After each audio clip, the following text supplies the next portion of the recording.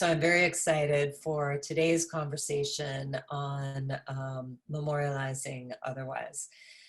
Before we get into that, though, I want to announce a couple of our upcoming events.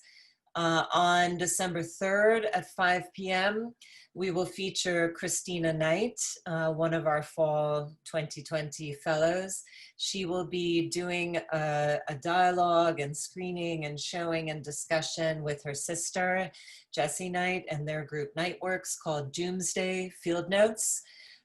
They will discuss their investments in the Black speculative. And during the event, they'll also be screening some clips and sharing their creative and collaborative process in making Doomsday, which is a series of works documenting a mysterious set of ritual practices that are discovered by an anthropologist in the future. On December 8th, also at 5 p.m., Stephen Feld will be in dialogue with our own Christina Lyons, Jairo Moreno, and Greg Urban about his work, Hearing Heat. Hearing Heat is really designed to be a 6 to 8 room installation that presents an interplay of voice, acoustic biospheres, poesis, musical composition, film, television soundtracks, graphic design, and sculpture and other physical objects. It is oriented toward listening to the histories of cicadas in Papua New Guinea, Japan, and Greece in order to bear witness to the climate of history.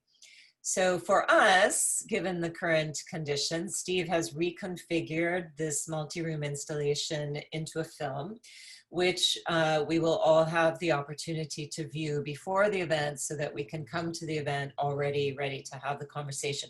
So you can get more information about both of these events on our website, www.ceepen.org, and you'll also be able to register for them there. Okay, let me now turn to our preoccupations for today, which have to do with rethinking processes of memorialization beyond monumentalization. And of course, these are processes that have also become important public debates in recent years, and especially this summer, as people have been reevaluating the public histories that are on display in a range of sites. And, you know, I'm interested in this because my own work with my collaborators is interested in forms of archiving, commemoration, and memorialization that tend toward the ephemeral and the performative. And so we're really interested today in thinking about how to publicly narrate the past and document the present in ways that move beyond permanence. Sorry for the sirens in the background. So our guiding question today is, what would it mean to think about materiality in relation to landscape and in relation to embodiment? So the work of our interlocutors today represents not only what I would call a decolonial approach to monumentalization, but also, in my opinion, a feminist rethinking of the process itself. So I'm going to briefly introduce them, then they will each take about 8 to 10 minutes to discuss their work in this regard. I'll ask a couple of questions and then we'll open the floor to everyone for questions, comments, visions, dreams, whatever.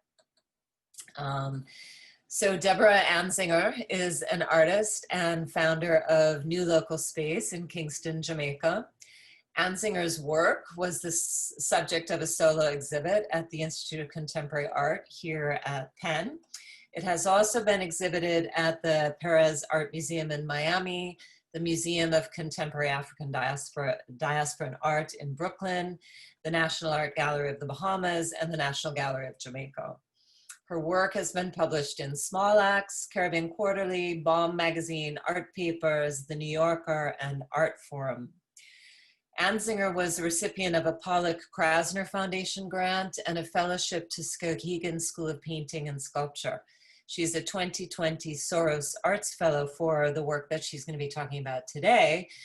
She's creating archival arboreal sculptures called training stations in Maroontown, which is located in Jamaica's Cockpit Country, which is an historical site of refuge from the transatlantic slave trade for Maroons, but it's also a major source of freshwater and biodiversity in the country.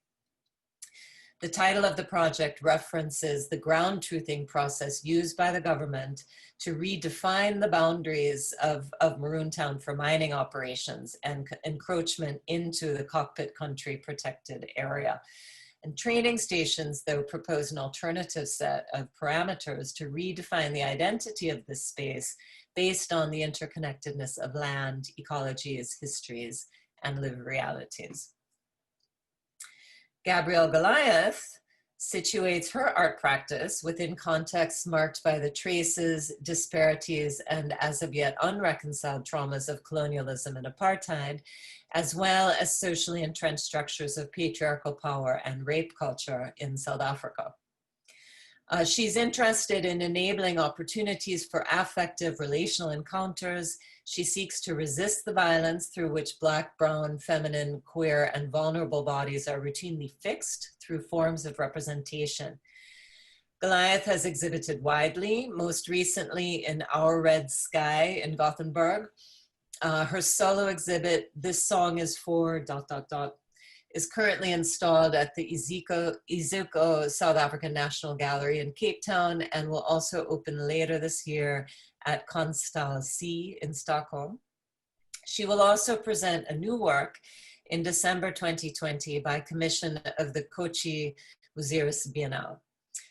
Gabrielle has won a number of awards, including a Future Generation Art Prize, Special Prize in 2019, the prestigious Standard Bank Young Artist Award, also in 2019, and the Institut Français Afrique en Création Prize at the Bamako Biennale.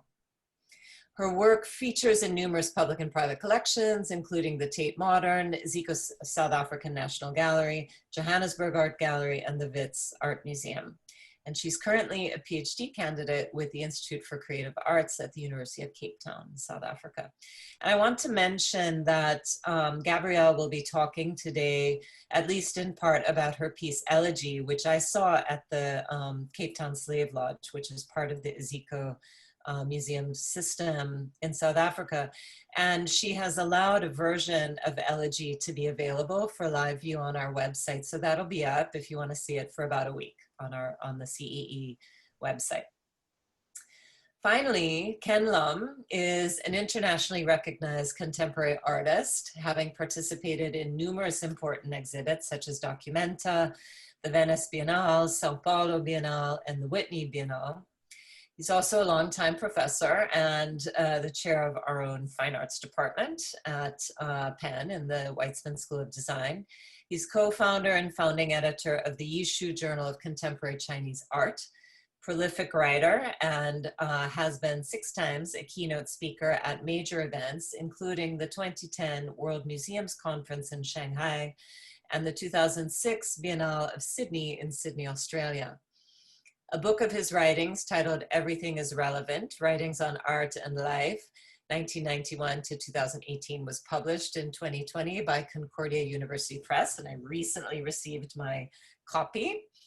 Since the mid-90s, Lum has worked on numerous major permanent public art commissions, including for the cities of Vienna, Rotterdam, St. Louis, Leiden, Utrecht, Toronto, and Vancouver. He also has a curatorial record, which includes co-curating Shanghai Modern, 1919 to 1945, the Sharjah Biennale 7, Sharjah in the UAE, and he runs or is the co-founder of the Monument Lab, Creative Speculations for Philadelphia, which also recently received a giant award from the Mellon Foundation, I assume to replicate the model in other cities across the United States. It's a public art and history collective. Okay, so without any further ado, I will turn over the space to the 3 of you to talk about your work. I'm not sure if there's an order that you would like to go in. So perhaps I will just ask Deborah in alphabetical order to start us off, okay? Thanks for welcoming us, Deborah. It's a pleasure to be here with you, Gabrielle, and Ken. I'm going to start. I'm going to try my screen share before I start talking. Maximize this a bit. Are you seeing my full screen? Yes? Yes, Okay. we are. Yes. Okay. All right. So you've introduced a lot of the crux of the project already, Deborah. But I'm just going to say again that I'm working on these sculptures called training stations, and they're being built as a living archive, documenting the lived realities of the community while simultaneously reforesting a parcel of land that has been passed down from generations and has been deforested over those generations. And to house the archive, we're working on a structure made of mud bricks and bamboo, and the bamboo is renewable and at the same time invasive, taking over that deforested land over the generations. As you mentioned, the project is is located within the Cockpit Country Protected Area. It's the boundary of the Cockpit Country as a whole that is being redefined by the government, not specifically Maroon Town, which so far still lies within the boundary. But the Cockpit Country is an area, as you mentioned, of ecological, historical, cultural, and personal significance for me. And if you don't mind, I'd like to start by listening briefly to the voice of Gay Anglin, who is a member of the community and who I've spoken to with a few times as part of the archiving process, but I'm only going to share a short clip and then also just have the video roll through images of just where we are right now with the project and also some historical footage.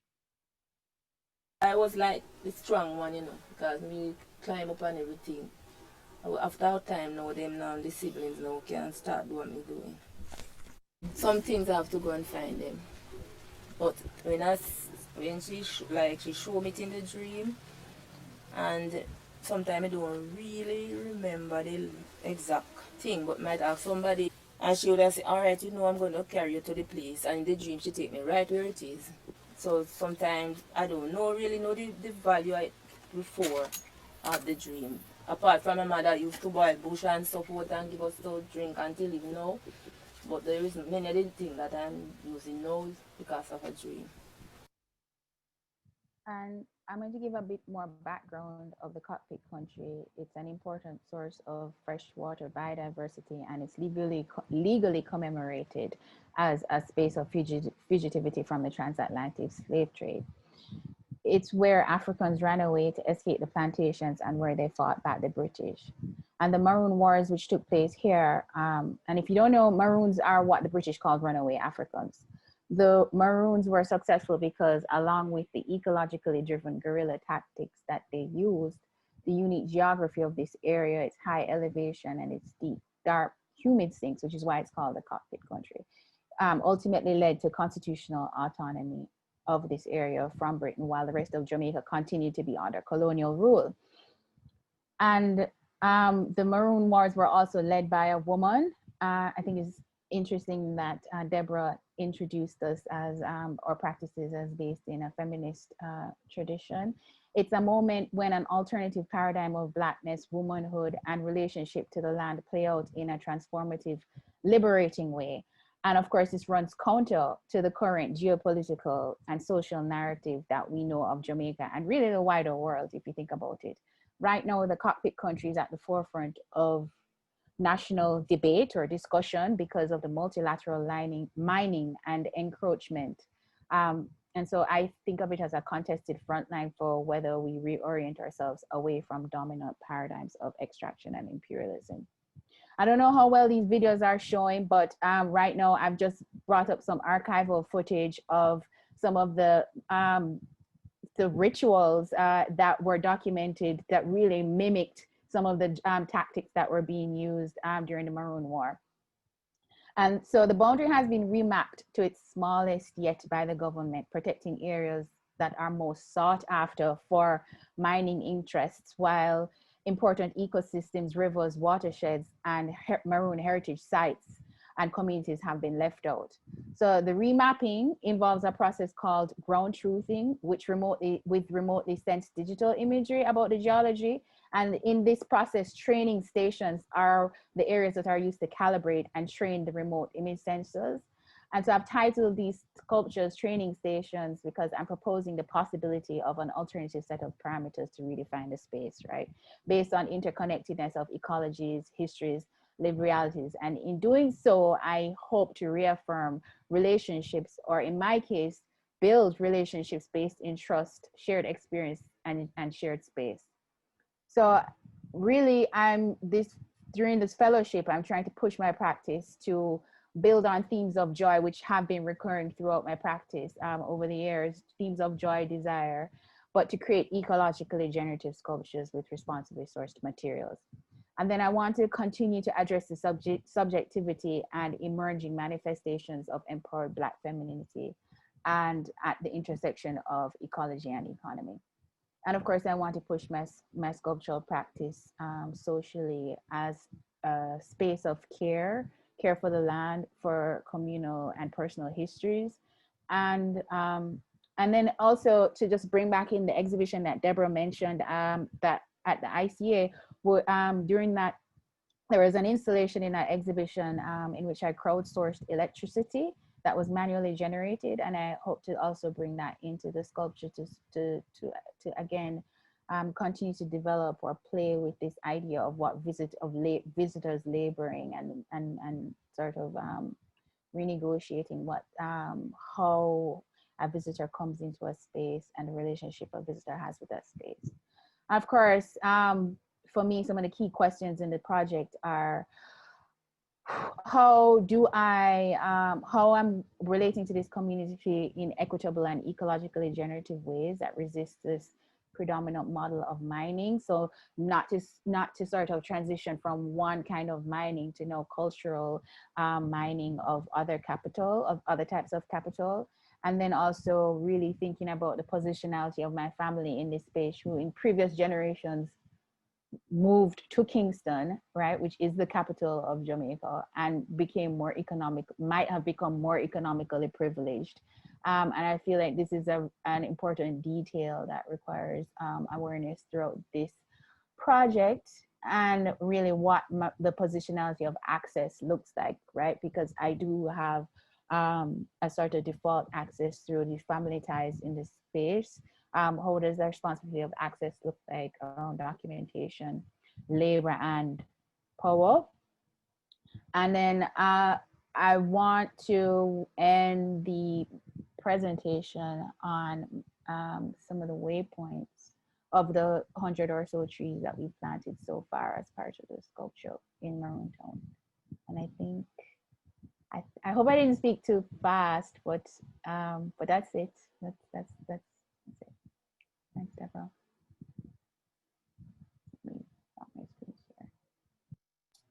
Great, thank you, Deborah, for that. Gabrielle, why don't you pick up now? Thank you. Thanks, Deborah. And thanks to you and the center and for us in this gathering. It's so wonderful to be in conversation with you all and alongside Deborah and Ken. Thank you. I'm going to share my screen as well, so please tell me if you can't actually see anything.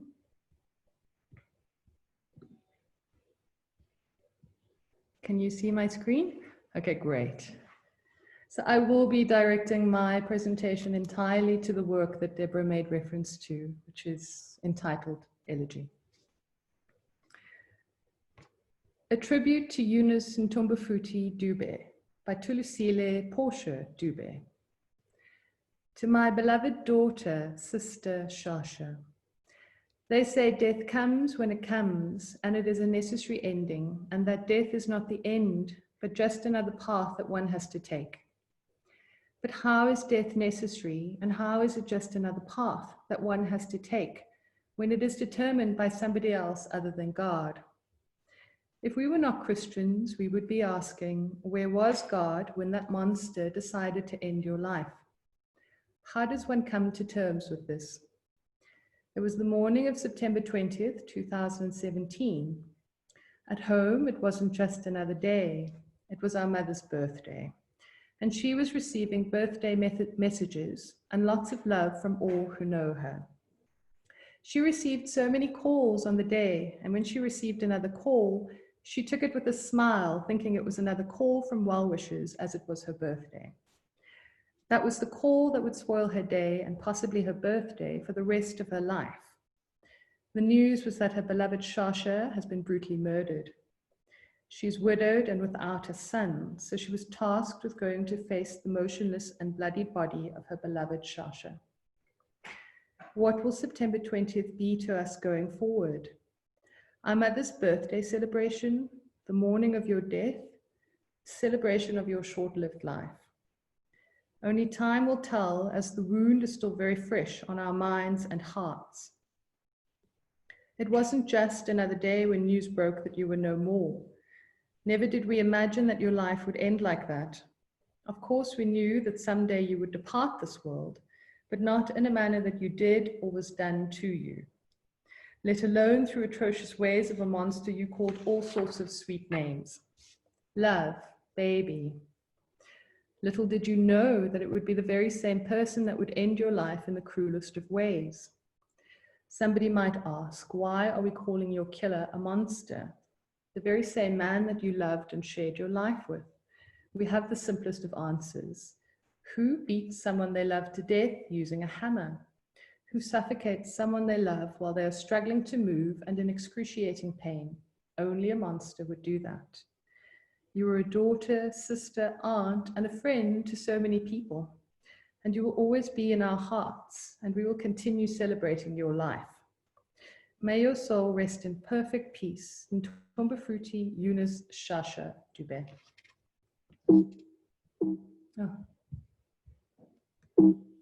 Oh, sorry. Why is this not going to? There we go.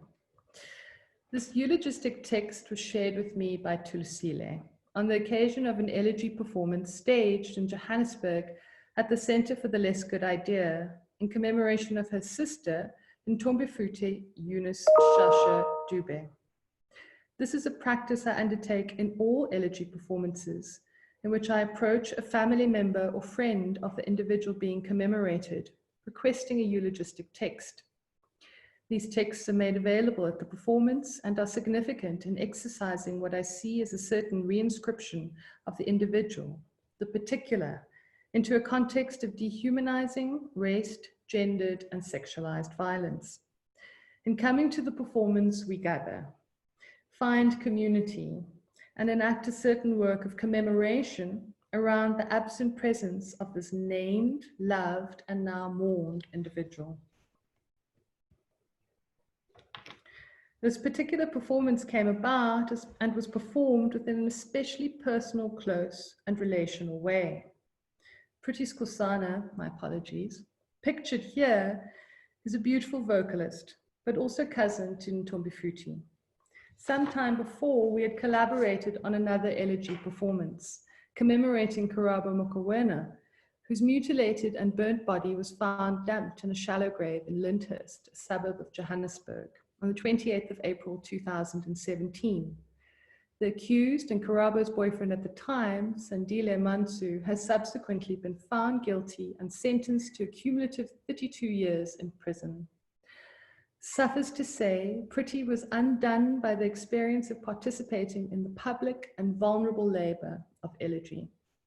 However, having shared with me the devastating circumstances surrounding the death of her cousin, we decided together to work at presenting an elegy performance for Ntombi Fruti. Pretty spoke to family members and friends, and with their consent, we gathered with 6 other vocalists to enact the sonic vigil and collective work of mourning that is elegy. Elegy is a long-term performance project I initiated in 2015 in response to the endemic violence of rape culture in South Africa. Ritualistic in form, each elegy performance calls together a group of 7 women vocalists who collectively enact a work of mourning. Sustaining a single note over the course of an hour, they invoke the absent presence of a named woman or genderqueer person subjected to fatal acts of gendered and sexualized violence in South Africa. Significant to the work is how loss and a sustained irresolution, rather than closure, becomes a site for community, and for empathic, cross-cultural, and cross-national encounters. For years now, I have engaged with the problematic of the representation of violence and have sought to find ways in which to work around the perpetuated violence through which Black, brown, feminine, and queer bodies are routinely objectified, and for all their hypervisibility rendered indistinguishable. And it is in this context that I situate Elegy as subject-centered, as specific, as collaborative, and as a work that I believe calls for close, intersubjective encounters in which we find ourselves involved, entangled, and yes, complicit in a terrifyingly ordinary normative paradigm of violence, as structural, endemic, systemic, patriarchal, and everyday. Over 5 years, I've presented Elegy performances in multiple contexts in South Africa, Brazil, the US, and Europe. Amongst those commemorated are 2 women enslaved at the Cape in the early 19th century, Louisa van der Kaap and Cornelia van Pilowane, both of whom were killed by their intimate partners. Gathering around these historically marginalized figures is significant in that it speaks to the inextricable relation of rape culture to the desubjectifying logics of slavery, colonialism, and apartheid, and makes possible to some degree a kind of reparative, historical, and transgenerational work. In 2019, I presented Elegy as a 7-channel video and sound installation. In this configuration, 7 performances sound in unison, with open sound resonating in relation. Those of you who followed the link that I shared with Deborah to the screening I provided will have some sense of this, albeit not the immersive experience of being held within the arc of the life-size screens and the enveloping sonic environment of the work as an installation. Given the focus of this particular discussion, let me close with a thought on the social encounter of Elegy as an embodied work of commemoration. In Elegy, the 7 vocalists undertake a form of collective labor. This is physically as well as emotionally taxing work, not only on account of the duration of the performance, which extends over the course of an hour, but also the kind of attendance and availing it calls for as a form of channeling. Thinking about alternative approaches to memorialization, to commemoration, or to what I understand as the collective political work of mourning, I'm committed in this embodied ritualistic gesture of Elegy to the reparative capacity of surrogacy as a mode of performance. This I understand as both a giving of self and a standing in, collectively enacted by the 7 performers, and as a relational, albeit impossible gesture through which audience members can encounter the embodied presence of an absent individual. The gesture of relinquishment this involves and its connection to a politics of sociality presents an intersectional, queer, feminist alternative to what I consider an appropriative impulse of representation bound in many respects to the self-perpetuating violence of rape culture. Thank you.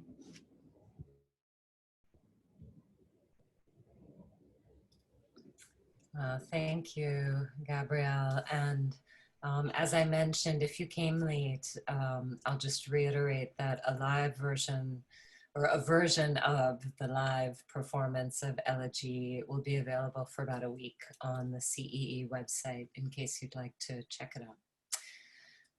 Ken, I'll turn it over to you. Thank you, Deborah, for inviting me, and I'm honored to be on the panel with both Deborah, who had a fantastic show at the ICA, and Gabrielle. Nice to meet you both virtually.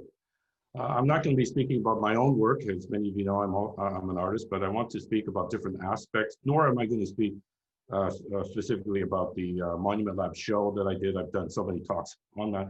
I want to talk about just using some examples of monuments that, for most of which I've actually written papers or essays or short columns about, just to demonstrate some of the complexities involved in thinking about monuments and addressing especially problematic monuments. So I'll start with sharing my screen first. Can everyone see that? Great. So this is, I'll just start the time clock. This is the General Isaac Brock Memorial in Queenston Heights near Niagara Falls in Canada. It celebrates the victory of British troops, precursors to Canada, during the 1812 war against America. And it's seen as this very kind of great foundational moment that solidified the Confederation of Canada. And so it's almost 200 feet tall, limestone, very traditional kind of column, celebrated with General Brock standing atop the column. What's missing is that General Brock won the War of 1812 in partnership with Chief Tecumseh, who was a First Nations chief from Ohio, actually, today's Ohio. And but there was no thought at the time, it was put up in the 1850s, to celebrate both of them. And General Brock actually was killed in battle in 1812, and he always cited Tecumseh that the battle, especially the taking of Fort Detroit, could not have been possible without the wiliness of his partner, equal partner, Chief Tecumseh. And yet, to this day, there's never been a memorial in Canada to Chief Tecumseh, except that in the later part of the 1980s, likely First Nations people put this up in the tradition of Dreamweaver structures made out of twigs and ribbon, and it's very fragile. And this is called the monument to Chief Tecumseh, which is placed at the base of the limestone column to General Brock. And when this wears down because it gets weathered, and then what happens is it gets replaced. It is not officially sanctioned by the Canadian government, but it has been replaced and maintained by various people since for almost 40 years. And what's very interesting about this is how much it speaks truth to power in terms of the status of First Nations in Canada relative to the kind of solidity that's embodied by General Brock.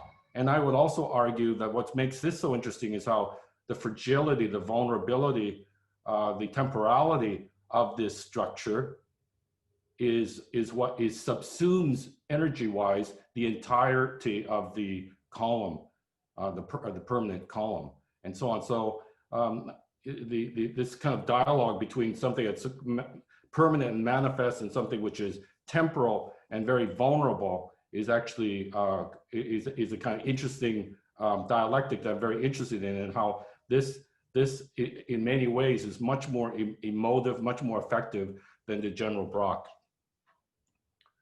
And another example is the Duke of Wellington statue in Glasgow. And Duke of Wellington was an Englishman, and it happened also in the 1980s. Someone placed a traffic cone on top of the Duke of Wellington. While it's funny, of course, Glaswegian humor, it also speaks truth to power in terms of the relationship of Scotland to England. And so the city was appalled by this, and so they removed the traffic cone. But then as soon as it was removed, it was replaced, and people just kept insisting replacing it. And then at some point over a number of years, it just became too expensive for the city of Glasgow to keep removing it.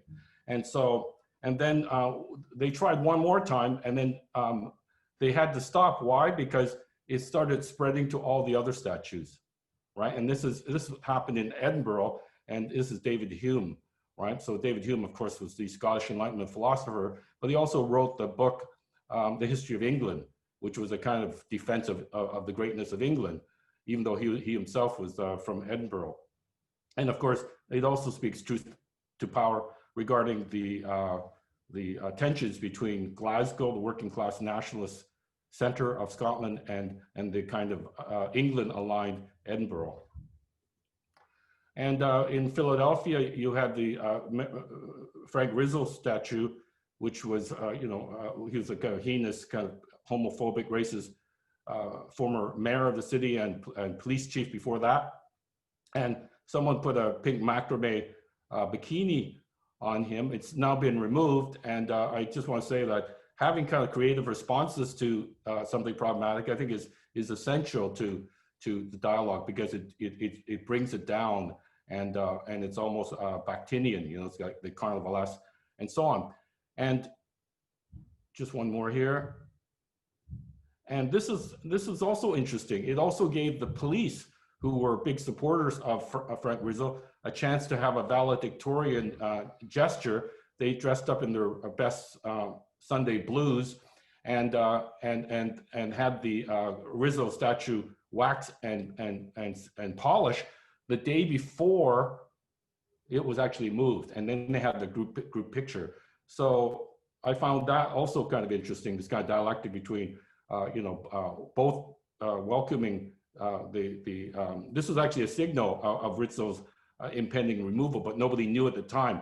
People were reading it as, why are they renovating this and giving it a new coat of wax and polish, and why are they in their Sunday blues? It's almost like an act of defiance against the people of Philadelphia. But in fact, I'm almost certain that they knew, the police knew, that the Frank Rizzo's statue would be removed that night.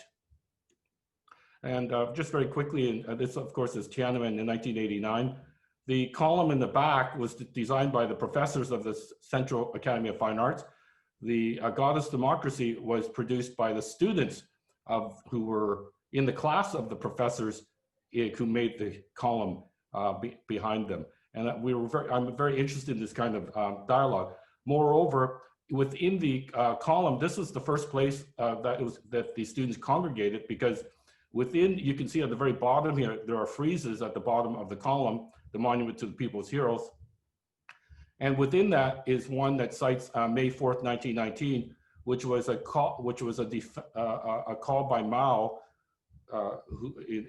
to remember the brave students who fought against domestic and foreign enemies, right? So he cited specifically domestic enemies, including the government, right? That was made explicit that these students are heroes precisely because they dared to challenge the government. So that meant that the column actually gave permission to students to protest, and that makes it very, very ambiguous as a kind of statement, and provided a kind of free space for students to congregate at the base of this column. And then later on, of course, the students themselves mounted the Goddess of Democracy in confrontation to the Mao portrait at Tiananmen Gate. This is, of course, a very well-known picture that was in New York Times and published elsewhere, of the Robert E. Lee statue in Richmond, Virginia, a Confederate general. And what was interesting about it was just the energy, the performances that took place. Someone set up a temporary basketball court and so on. And I think this kind of response to something is really important before removal. If removal is deemed necessary, I think it's equally necessary to have some sort of cathartic response through performance, through all kinds of light projections and so on, prior to the moment of removal. And Monument Lab also submitted a proposal to redesign Monument Avenue in Richmond, Virginia. I'll just show you one example. Our idea was because there's several Confederate statues here along the avenue, and this one of Stonewall Jackson, and we decided to play off the equestrian statue as though every Confederate general had an equestrian accident. So this was our proposal for Stonewall Jackson, and he would be flying off his horse. Another one has the horse kind of slipping down and so on. And I think this kind of response and creative response it does a number of things, most of which is that it starts breaking down, and it starts breaking down the kind of sanctity. It breaks down the kind of the belief structure that somehow these things are eternal and universal, and prepares the way for removal if that's the case. And the last I'll show you is not related to the earlier ones, but it has to do with the problem of misrecognition, which I know it's a bit of a problematic term, but this is the Louis Riel sculpture in Winnipeg. It was originally on the grounds of the Manitoba legislature, but and Louis Riel led a Métis rebellion against the Canadian government for the defense of their rights, and he was hung for it. So he died, you know, hung, and this was the memorial that was put up in 1970, and the Métis people hated it. Right? They said, this is terrible. This is like, doesn't look like him. His body's distorted. Moreover, you sort of see here, they have two flanks of concrete, which gay men, actually, and queer men were let's just say, seen frolicking in, which I thought made it kind of an interesting space, and so on. And so after 20 years, it was removed, and this replaced it, right? And so I'm just throwing that out there as a kind of maybe a topic to also speak about, right? Because I think after this came up and now this has replaced the earlier one, there's no more dialogue about, you know, the Red River Rebellion and so on and such. So I think I went 1 minute over. Thanks a lot, Deborah.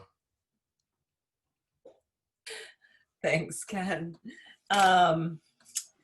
Thank you, all three of you, for those kind of opening provocations in a way. And what's so striking about all of the work that you're doing, or the work that you discussed, to me, and I'm sure to many others, is how central creative and dynamic dialogue is to the process, right? We all know, you know, that, you know, we've been questioning archives, right? How do you create a more complex understanding of history from the archives that we already have without doing further violence that has already been done by the process of archiving? And, you know, in the work that you're talking about, part of what seems to destabilize that perpetual cycle of violence is that very processual, practice-oriented, kind of dialogic mode of thinking about representation and thinking about memorialization, so that one opens a kind of intersubjective space, right? Oriented toward a kind of process of repair. So I wonder if each of you could talk a bit about what you see as the desired sort of outcome of these memorialization processes in which you're engaged or that you're thinking about, and how you see the kind of relational moment or the intersubjective moment or the kind of affective pull as being part of that outcome. Where does that go? If it's not necessarily about toppling Stonewall Jackson, you know, what is it? What is the desired result of the work that you're doing? Well, I'll start. I think it is about taking down Stonewall Jackson in the case of Stonewall Jackson, because it was as you know, it was based on myth and fiction and so on at the time it was put up as a part of a real estate development project for Richmond. But in terms of the archive, I think one of the problems of the archive, right, and I agree with you, Deborah, is that there's no counter archive, right? For example, we can look at the inventory of problematic monuments that's out there, and basically it forms a kind of hegemonic presence in the social landscape.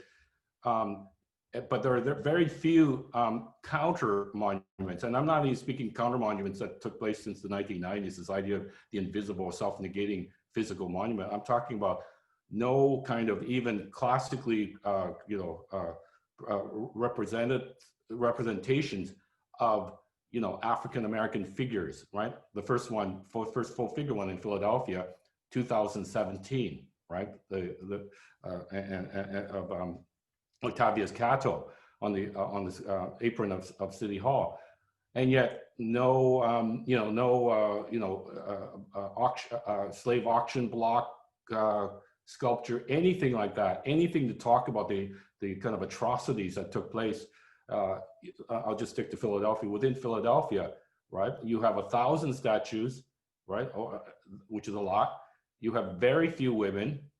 You have a lot of women, but they tend to be angels and muses, but you don't have, there's only 2 historical full figure of women that's official, and so on. So I think that would be one corrective as well. But I also think, in the last part of your question, one of the aims of dialogue is to desacralize statues, right? Is to actually, say, hey, these are just metal. This whole kind of idea that these are universal and permanent should be questioned. But in fact, if I could just interject for a second, you're saying there's no counter archive, but in fact, you showed us the counter archive. Right. No, but I'm saying You there's showed us the memorialization of Tecumseh right in dialogue in front of, and a memorialization that's constantly renewed and cared for in a way. Yeah. But that's an exception. That's a kind of an exception. It's certainly not there in terms of critical numbers.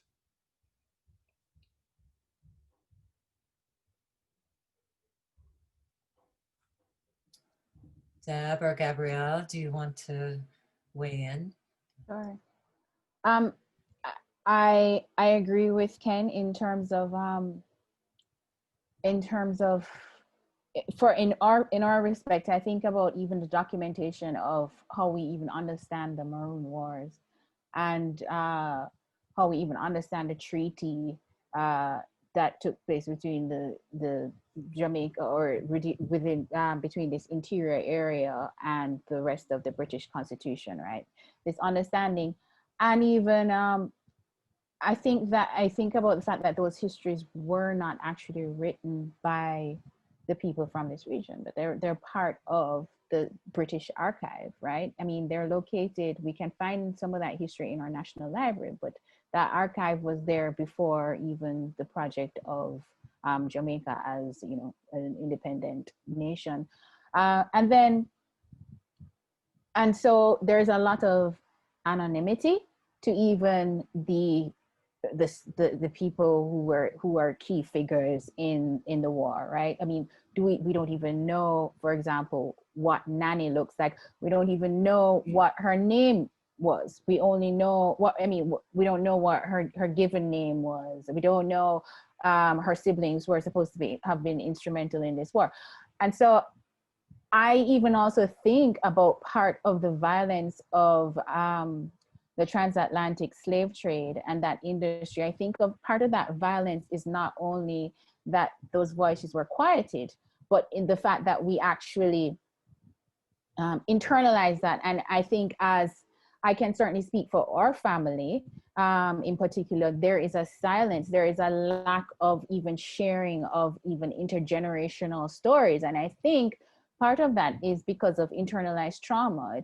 There's usually a shame to trauma, and I know for example, in the Caribbean or Jamaica in particular, there isn't this culture that exists in the US where you want to air your trauma and so I think of that as almost like an erosion of trust, and just even wanting to sort of transcend your histories. And I think there's something to that. And so I think of a task in the project of considering how are we able to archive, but also respect people's desire for maybe not even wanting to be seen, or maybe not, so is there a way to do both? Is there a way to have an archive where, or what we may even think of as mundane histories and mundane stories to be to exist for us, and in order for us to build our trust within our own community, while also respecting maybe a desire to not be seen by the outside. I'm definitely very cautious about this project being something that one can go visit to sort of do what one normally does with archives, which is to dig in and to amass information from. So I don't know if that answers any of the touch points that you mentioned. I would say much of what I have to say would resonate with to some degree what Deborah and Ken are saying.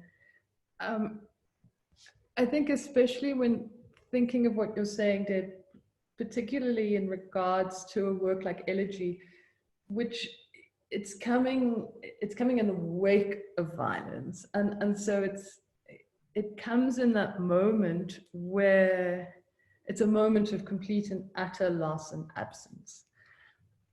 And the individual to whom the work of commemoration, which is happening so importantly, as you've all beautifully picked up on, within that register of the ephemeral, of the vulnerable, of the precarious, of the tenuous, is addressed to this absent presence who, through violence, has been rendered to the margins, rendered anonymous. And to some degree, and I don't like to make sweeping claims for the work of Elegy, but I think there's, and that's the significance of the importance of the eulogistic text and of naming and recalling names and of specific individuals.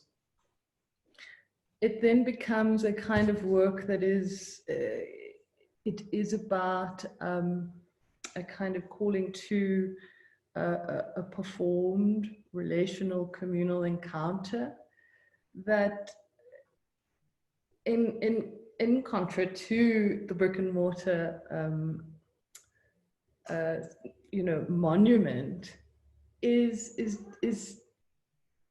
condemned to failure, because it is performed by those who are human.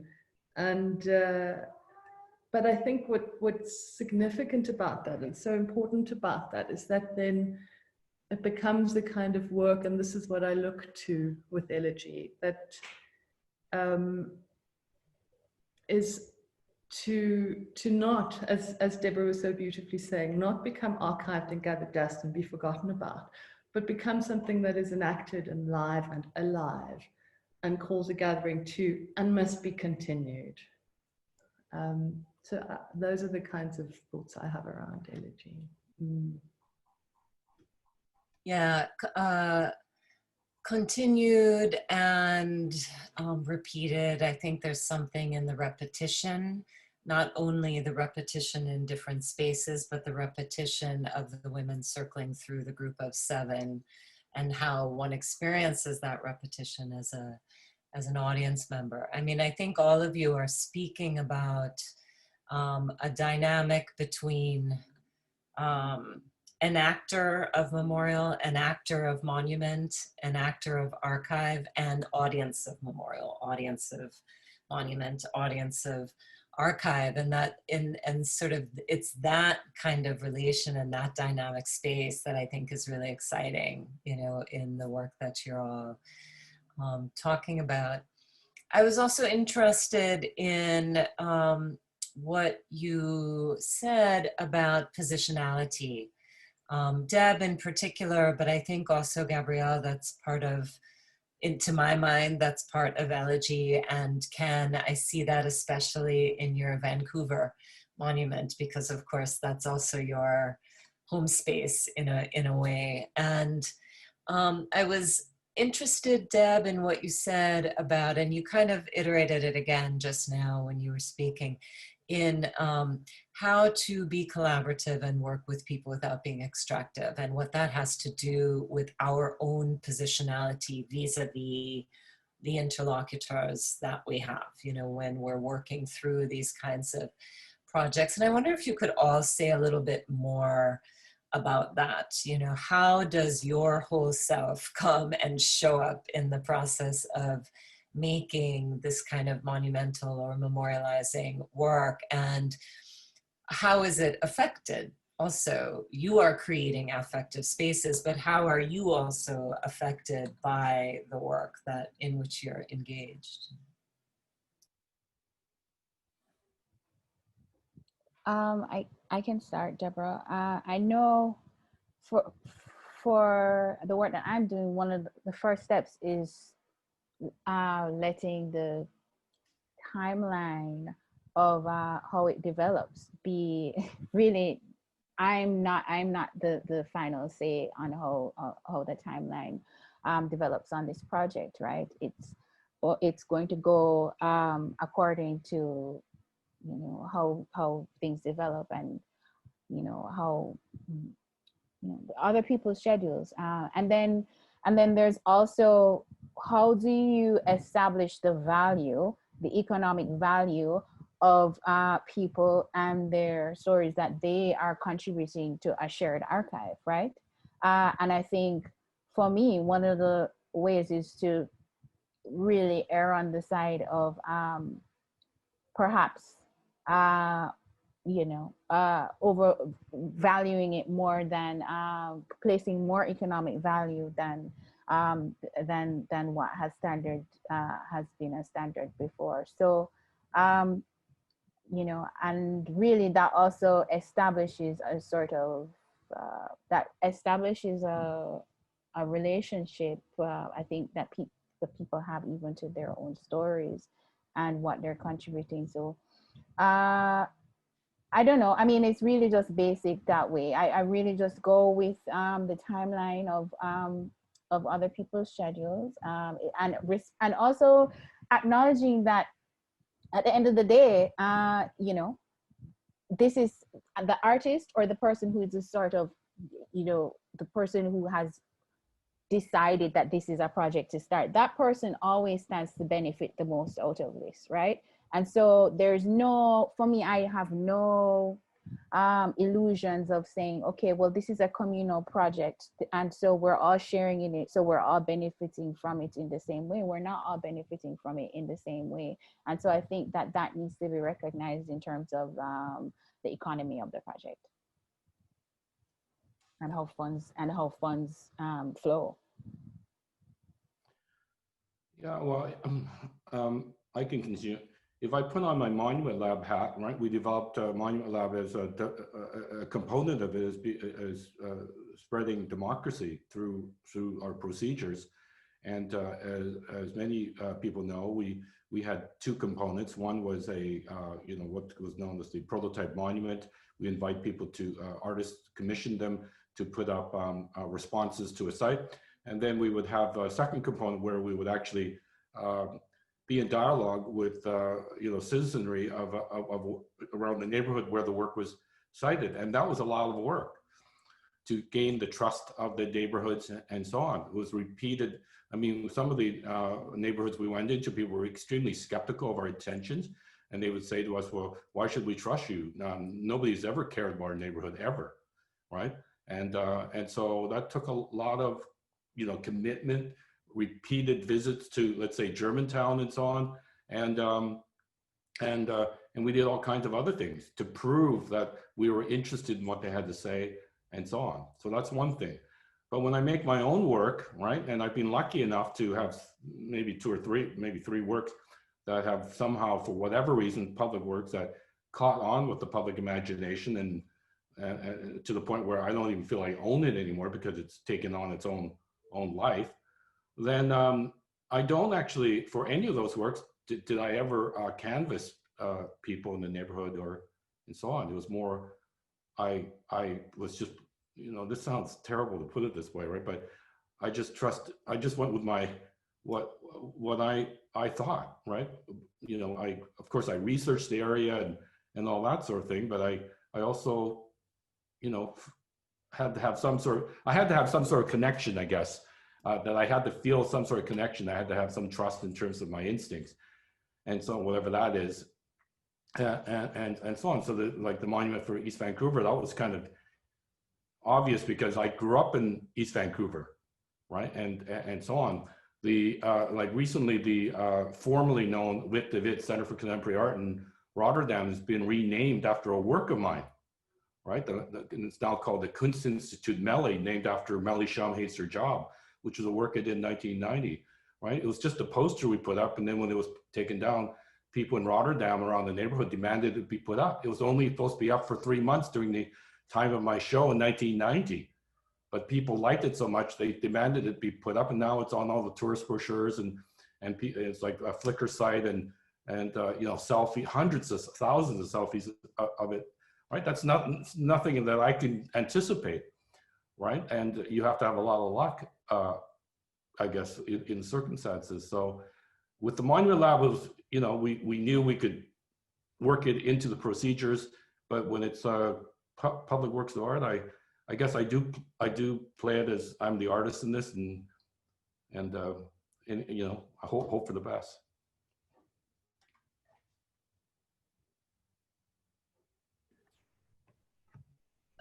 Well, and here I'll speak directly once again to the experience of doing so in Elegy, is that the terms of engagement, and I always strive for that to be shaped and directed and guided by the subject to whom the work is directed. You know, I don't need to tell any of you, after having spoken to this work, that it is very complex, sensitive, and fraught subject matter. And so for me, it's then very significant to, and important to, in all those conversations that I engage with, to have the subject at the forefront of my mind. That being said, of course, I'm mindful that they are not there. And the one person I could never get the consent of is the person to whom this work is directed. So, you know, from the get-go, it's important that I speak to a family member or friend. The letter that I read to you at the beginning of this presentation is scripted by Mtumbafuti's sister in this instance. The family were present at the performance. And I think I want to use this as an example to speak to what you're asking, Deb, because how does one begin to take responsibility for and hold these really, it's not possible to always hold them, but really difficult coming together performances. But this particular one was incredibly hard because Pretty, the cousin, performed, the family was present. And so in that particular instance, it was, so many people came undone in that context. And for me to be the one responsible for having called together this gathering and to think about this work and what this work is addressing, I always speak of, well, there will always be some degree of violence being done within the work, but how do I seek to do a lesser violence within that work? And particularly towards the individual to whom this work is directed. And so much of it is, and pivots around and revolves around very careful, long, lengthy conversations with family members, with friends, and then of course the performers themselves, who are rendered so vulnerable within the context of Elegy so often. And that also just involves us spending so much time together and more time talking to one another than actually practicing and singing and sounding forth this performance, which I always find really interesting. And then of course the significance, and I think this really resonates with what Deb was saying, Deborah, where it's also about acknowledging the professional interaction that's taking place. So Elegy is performed by classically trained opera singers. And this is something that it's acknowledged through fees and fees that are negotiated and spoken of transparently and openly right up front and beforehand, because it is such a technically demanding, taxing piece as well, and cannot be performed by anyone else other than these classically trained singers. So that's also something very important in this piece. For that. I want to take a few minutes to open it up to questions from a galera, as you would say in Brazil, the audience, the participants. I can't see you all at once, so if you have a question, probably the best thing to do is just unmute yourself and speak up. Or if you prefer to put it in the chat, you can do that too, and I can read it out. Any questions?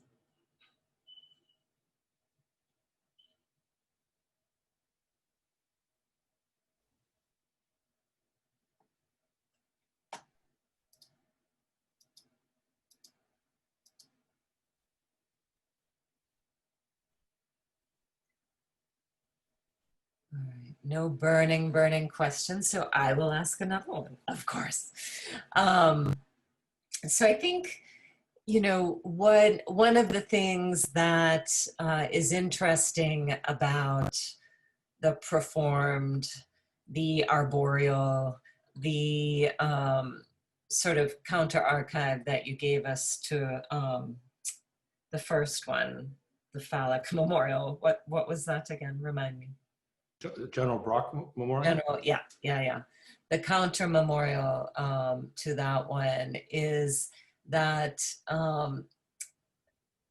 the iteration of those archives require constant attention, care, water pruning, perhaps in your case, Deb, obviously technical training and the care of just speaking together in your case, and replacement in the case that you're talking about, Ken. And I wonder if you could speak a little bit about the temporality of that. You know, obviously this disturbs these notions of permanence and, you know, concrete and bronze.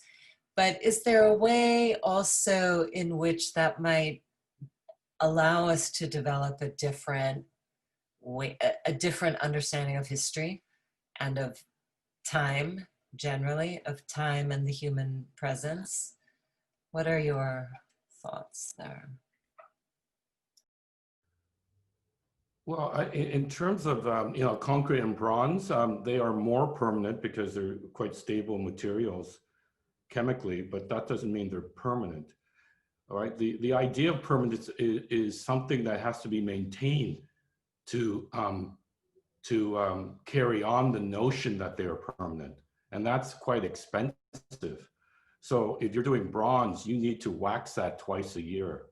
You need to make sure the weep holes are there. You need to even put in extra bits of bronze if there's too much corrosion at any one point. If there's too excessive copper in certain points of the composition of the bronze, you need to have that addressed. So there's a lot of muscle, energy, and capital that goes on to maintaining the fiction of permanence, which is something that people don't actually think about. They always think, wow, okay, bronze, concrete, whatever, marble, they're permanent, but they're actually not. There has to be administrative decisions behind making it permanent. That's the first thing, right?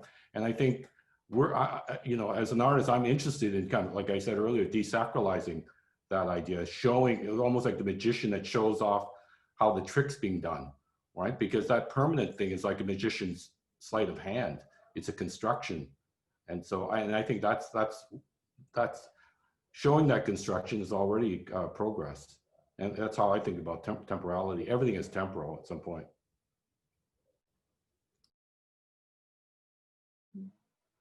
I mean, I definitely had to re-examine my relationship with this. I think for me, with permanence and the fact that I'm attempting to make this structure out of mud, and that this mud structure will be housed in the archive, right? And I definitely had to deal with a lot of my understandings that I've internalized throughout my practice while thinking about all the problems. You know, in thing, it's really easy or much easier to pinpoint what I have issues with or what I have problems with than it is to sort of conceive an alternative. And then when you start realizing that the alternative means that you'll actually have to grapple with the fact that you've internalized so many of these problematic ideas, then I think that's for me the most generative. That's a generative point that I get to, but it's a part of the process, and that's really what's happened in this project.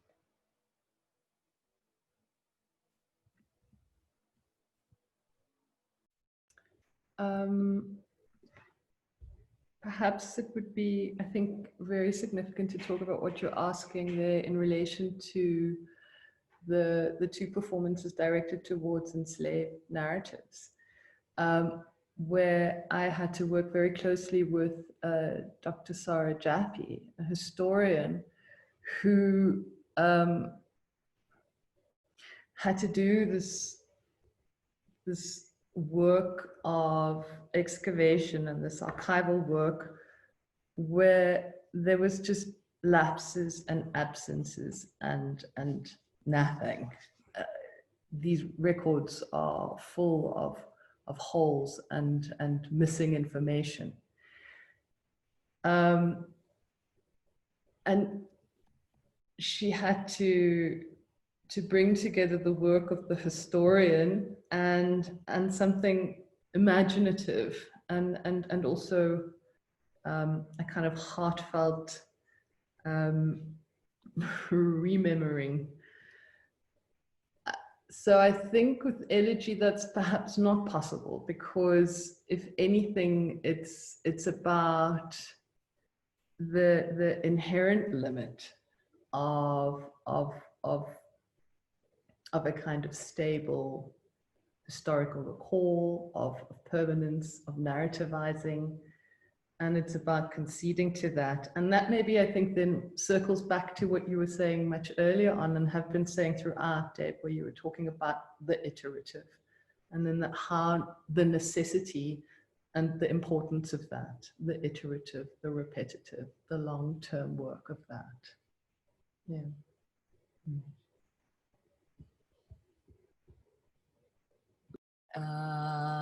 There is a question from Jasmine Banks-Jones, who would like to know what you think of the role of museums in creating these counter-narratives.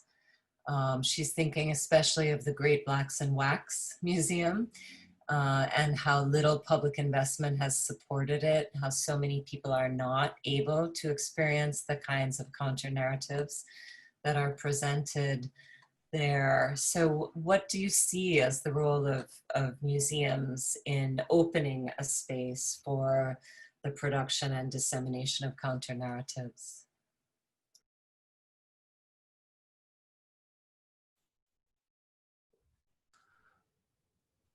Well, museums, I mean, they've been very lax, I would say, in terms of opening things up. I mean, they're all trying to play catch up right now, but I'm a little bit cynical at heart, I suppose, in terms of whether that's even possible, right? Whether it isn't dressing up a little bit, and maybe even improving the numbers of BIPOC presence in the composition of board members or even staff. But I mean, we have a long way to go before that. Now, if the question is about, are there possible, artistic kind of propositions of alternative types of museums, I'm all for that, right? But I don't think they should be. I'm skeptical of museums that are, extant with collections and have a dismal record in terms of acknowledging or even addressing, the questions of subjugation and traumatized bodies and so on. Just want to say that I don't think everything is translatable to a museum context. Not all creative projects or art or endeavors through art are translatable to the museum context. And I think in some cases, they become, I think in some cases they can be rendered irrelevant once they've become in a museum hall or something, then go from being something to then being, I don't have the words now, but I don't want to say a replication of, but like a hollow,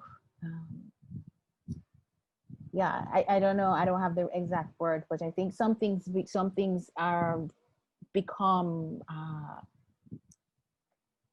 useless once they step into the museum, depending on how they're meant to function.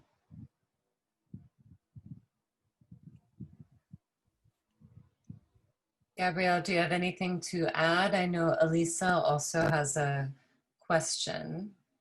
I'm not sure, I'm not familiar with the museum that Jasmine is referring to, but I suppose when one begins to think of the museum as an institution, as a structure, and it depends on its age, but sometimes just built into the very architectural bones of these spaces are there lies in the very vestiges of the violence of these spaces and their histories, and even within their collections so often. And I think that, and I'm thinking specifically to certain spaces within South Africa, and I think they do carry potential to be hospitable to a brown woman artist such as myself, and to be transformative spaces, but it takes grit and work and actual proactive people at the helm doing that work.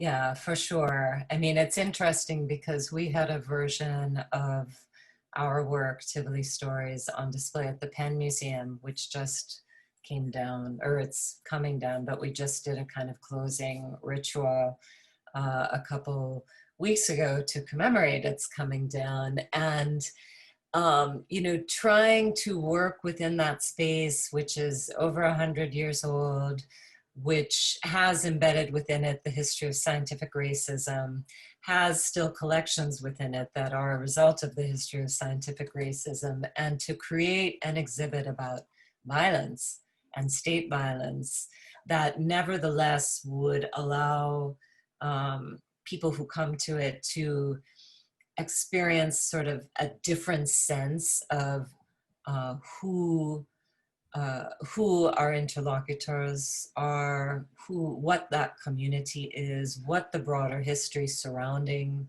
those forms of state violence are. It's a real challenge, you know, and I think, you know, we opened it by bringing up revival singers and having a lot of drumming in the space, mainly because we wanted to clear it out, you know, clear that air and that energy, at least for the time that we were up, you know, out, in some kind of way in that space. I think, you know, the potential is there, but it's a lot of work. It's a lot of ongoing work and rework and, you know, rethinking that does not accommodate the structures that currently operate. Elisa, let us end with your question, and I will throw it to you to ask yourself, yeah? Great. Thank you all so much for this wonderful exchange. I'm just curious because you've all talked, you've all asked audiences to be differently engaged with your work, or to engage with your work in different ways than monumentalization, if we're talking about specifically the theme. And I'm just curious about, in asking audiences to emotively and in embodied ways exchange with your work differently and to create that embodied space, what kinds of audience reactions have challenged you? Like if there are specific audience reactions that you didn't expect, or that really changed the space of that encounter. So it wasn't just, of course, like you bringing this experience and having a really expected response, but if there have been specific audience reactions to your work that stand out.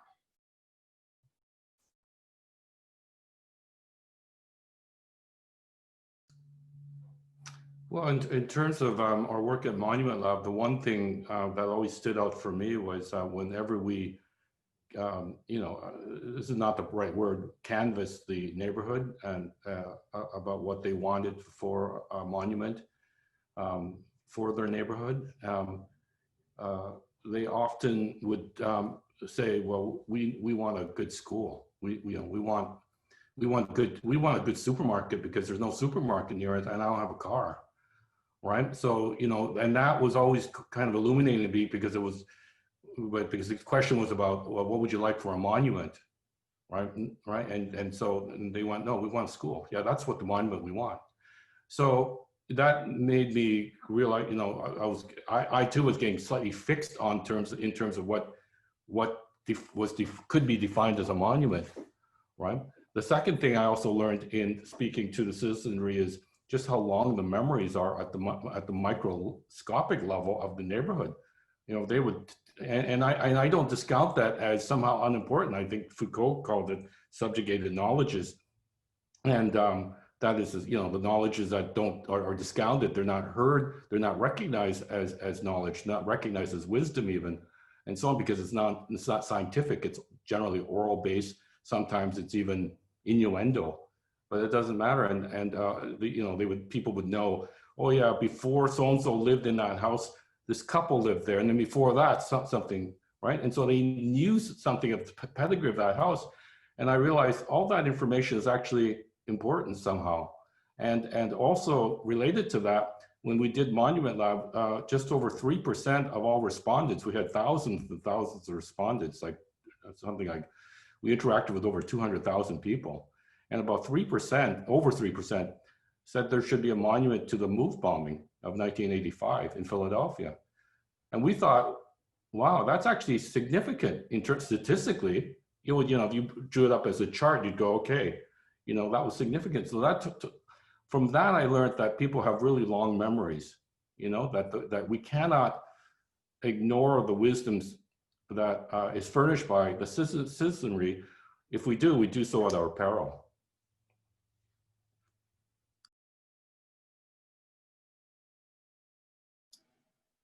Gabrielle, Deb, do you have anything else to add in terms of surprising engagements with the memorializing work you've done?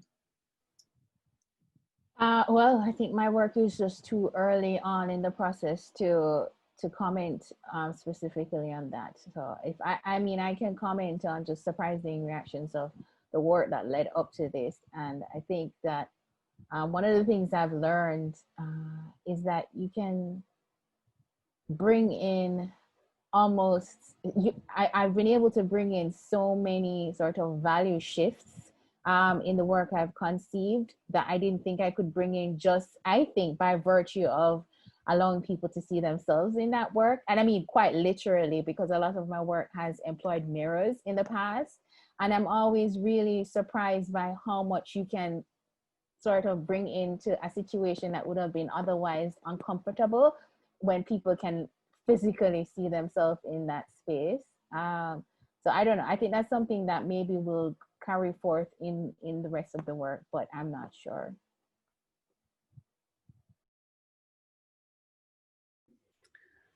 Alyssa, if anything, not surprised by responses that I have to my work, but if anything, I'm mostly quite devastated, humbled, and grounded by them. So and this is very significant about the ways in which I frame, situate, and exhibit and hold this work. And for me, it's really important that this work happens outside of South Africa, which it does regularly. So those transnational encounters are so important. And to speak directly to your question, I can't tell you how many people, and it happens within the sort of intimate direct email or even direct message on Instagram, that I will get this message, and this runs so counter to what many people might have of their perception of this nature of violence, is only playing out within those abject pockets of the world, when in actual fact we know this not to be the case. I will then have someone contact me from Gothenburg and speak to me so openly and so movingly about their experience and their personal experiences and their experience of the work. And so those are and it sadly happens with regularity. But those are the kinds of, I'd say, really important encounters for me that I find are then so extraordinary, in that whilst I am so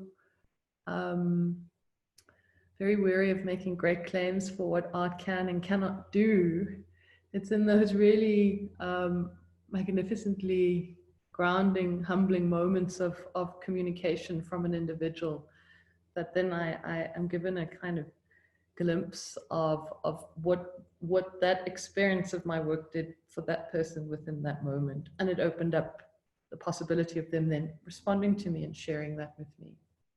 Yeah. Yeah, and I think that's actually significant in terms of how transformation really happens, right?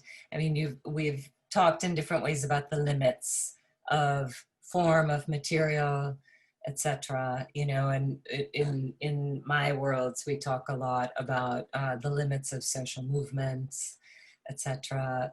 And as if these limits create failures. But I think actually, once you have been transformed by an experience affectively, you know, even if the thing collapses and the thing never can live up to what the dream of it was, you still hold that, you know, you hold that, you circulate it, you give it to other people, they give it to other people. And that to me is actually the affective work of change that can come as a result of engagement with the arts, engagement with politics, engagement with other human beings in some kind of way. And it's what creates the possibility for repair, you know, and for the forms of accountability that I think we're all interested in seeing. So I want to thank you all for sharing your work and sharing your thoughts with us. I want to thank everybody who came. I see clapping in the small grid windows and appreciate that. And we will look forward, of course, to the next time. And at some point, we will look forward to catching up with all of you again about where this work is going. Okay. Thank you, everybody, and enjoy the rest of the afternoon. Thank you. Thanks, everyone.